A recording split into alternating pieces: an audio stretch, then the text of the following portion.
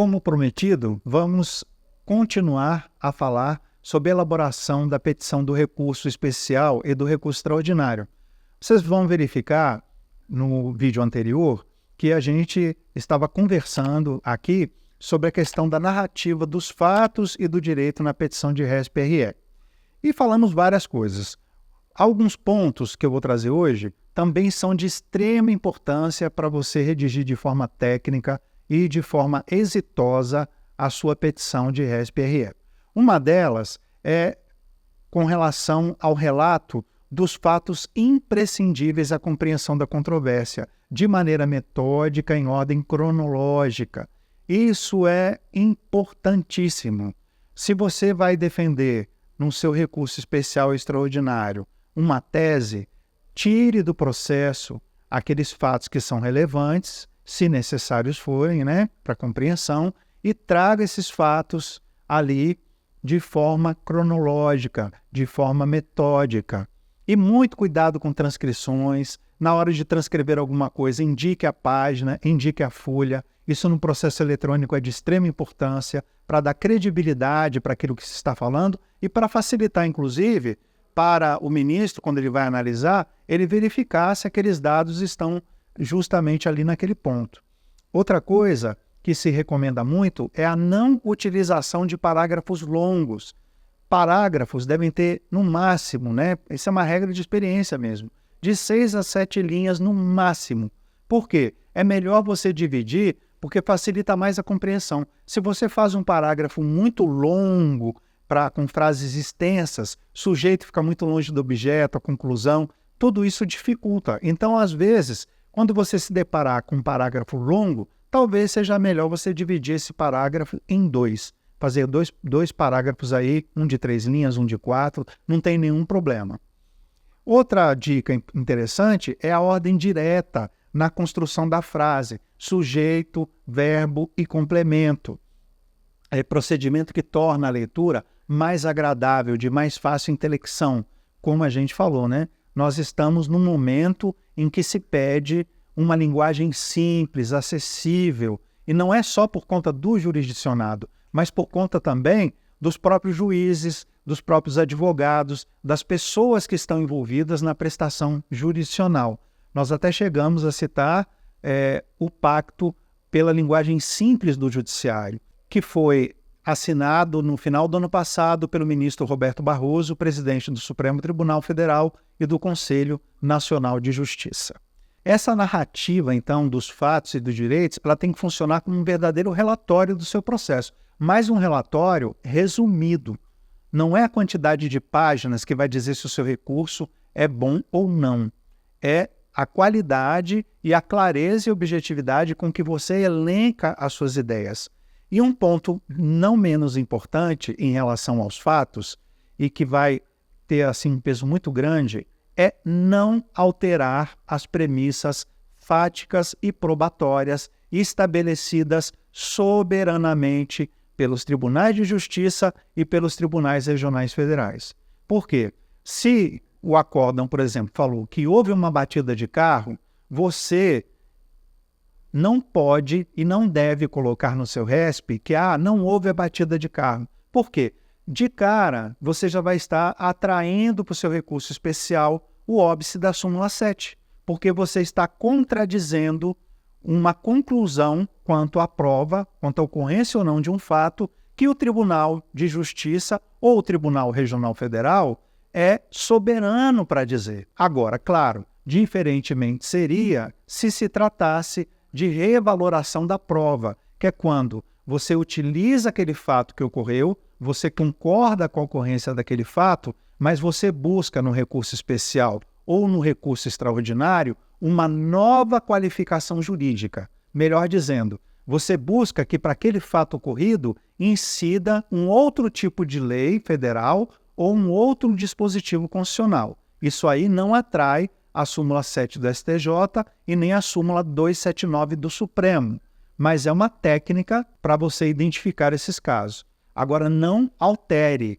a questão fática, coloque ela no recurso especial extraordinário tal como ela foi delimitada pelo Tribunal ACO. E, se preciso for, utilizando, inclusive, trechos da sentença também, se você entender que ela resumiu a questão fática de maneira mais apropriada ao seu interesse de recorrer. Além disso, o advogado deve enquadrar a situação fática por ele selecionada ao caso concreto, trazendo, inclusive, fatos e argumentos que ele entende necessários ali ao deslinde da controvérsia pelo STJ e pelo Supremo. Lembrando, inclusive, do pré-questionamento ficto que pode ocorrer. Se você entendeu que alguma tese que você suscitou perante o TJ ou o TRF não foi devidamente examinada, entre com os embargos pré-questionadores. Nós até fizemos um post sobre embargos pré-questionadores. Eu vou pedir depois para a produção colocar aqui para vocês o link para vocês assistirem.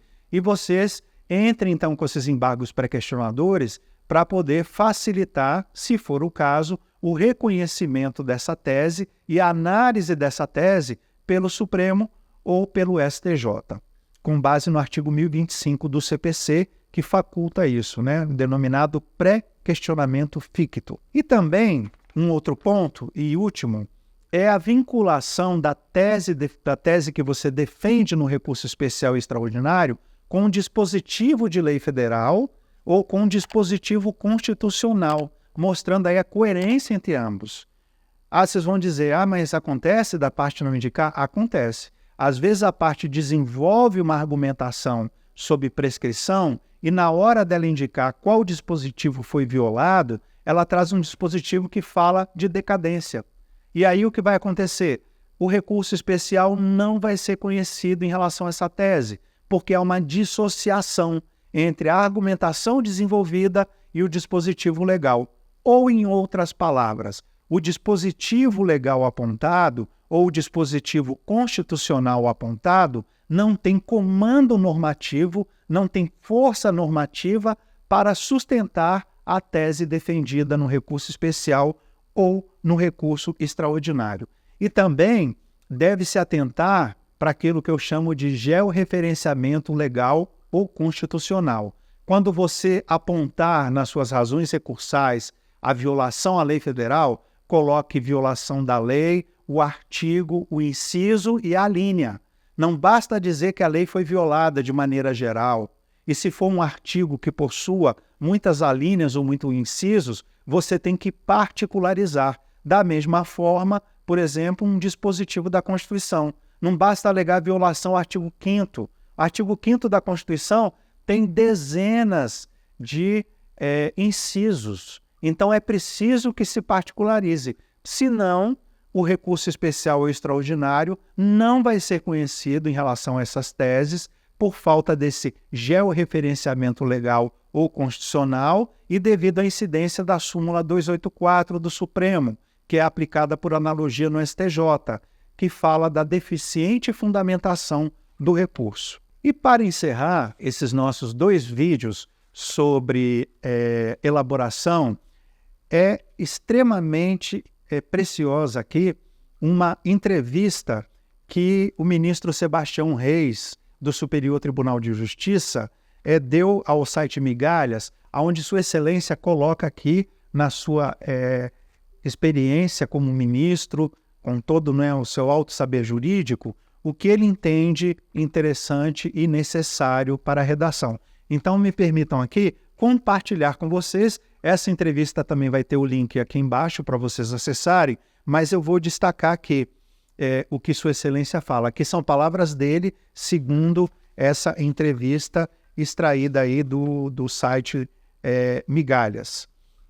Diz Sua Excelência: do mesmo modo que votos e decisões não precisam ser longos, repletos de precedentes e citações doutrinárias, salvo naqueles casos em que estamos diante de uma situação nova, controversa, examinada pela primeira vez, petições devem ser objetivas, claras, didáticas, não cabendo mais, salvo situações excepcionais, a referência a precedentes do relator que vai julgar o caso, ou já conhecidas pelos integrantes do tribunal.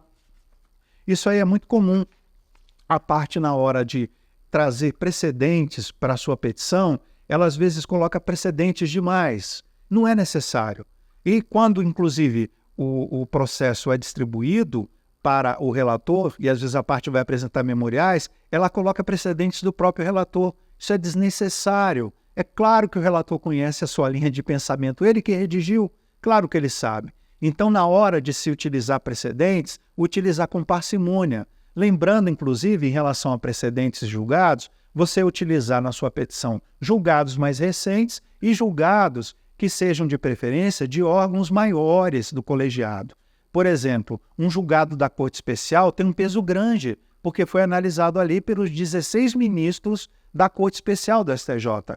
Aí, se não der, pega um julgado da primeira sessão, que já foi examinado por 10 ministros que compõem uma das 3 sessões do STJ. Se não, pega o julgado da turma. E por aí vai, né? No Supremo, da mesma forma, você vai buscar julgados também, preferencialmente do plenário. Se não, pegue das turmas. Outra coisa que Sua Excelência coloca aqui é que doutrinas repetitivas e muitas vezes enfadonhas, já endossadas ou refutadas várias e várias vezes pelo órgão que apreciará, não ficar trazendo doutrina. Como se diz, né? Ensinar o Pai Nosso ao vigário. Então, se é uma tese já profundamente conhecida, para que citar doutrina? Se já tem vários julgados, inclusive, a respeito disso. E diz aqui ainda o ministro, ainda tratando de petições, cabe à parte interessada ajudar o juiz e, para isso, deve indicar a página em que os documentos e petições a que se refere se encontram. Falei com vocês isso aí minutos atrás. Outra coisa relativa agora à formatação do recurso. Parece uma coisa que não é tão importante, mas é de extrema importância. Nada de letras pequenas ou parágrafos longos que tornam a leitura cansativa e difícil. Gente, isso aqui não sou eu falando. Eu estou lendo o que o ministro Sebastião Reis, com todo o seu notório saber jurídico e experiência, traz aqui para nós. Da mesma forma, o uso de novidades como um QR Code ou gráficos, desenhos, quadros e mapas, que é o que é chamado de visual law, devem ser utilizados com parcimônia, não é? No direito nós temos, como a gente viu no vídeo anterior, na dialética recursal, uma forma discursiva de colocar as ideias. Outra coisa que Sua Excelência coloca, o subscritor da petição deve ter em mente que o leitor da petição, muitas vezes, não é dado a modernidades. Memoriais são bem-vindos, se objetivos e diretos. Não se renova no memorial tudo aquilo que se encontra no processo. O memorial deve ser usado para chamar a atenção do julgador para o ponto ou pontos centrais da controvérsia. Então, trago aqui para vocês esses resumos e nós chegamos então à conclusão que deve o advogado ou advogada que quer ter êxito na sua petição de recurso especial e extraordinário estudar muito, dominar a admissibilidade do recurso especial e extraordinário, mas dominar mesmo, saber exatamente o que pegar dos fatos, do que foi colocado no acórdão recorrido, verificar a questão gráfica, fazer uma petição que seja de fácil leitura, uma petição que seja concentrada, mas substanciosa. Uma petição substanciosa, uma petição robusta, não é vista pelo número de páginas, e sim pela qualidade da argumentação. E isso vocês vão desenvolver principalmente a partir do domínio da admissibilidade do RESP e do RE e do exercício prático de redigir as petições, aprendendo inclusive com os erros porventura ocorridos. Pegue lá os seus recursos anteriores, caso você tenha feito, no Supremo ou no STJ, e veja por que a súmula foi aplicada, obstando ali o conhecimento do recurso, faça uma análise crítica e busque aprimorar isso. Então, nos vemos aí nas redes sociais. Se você gostou, curte, compartilhe, comente e continue conosco. Até mais.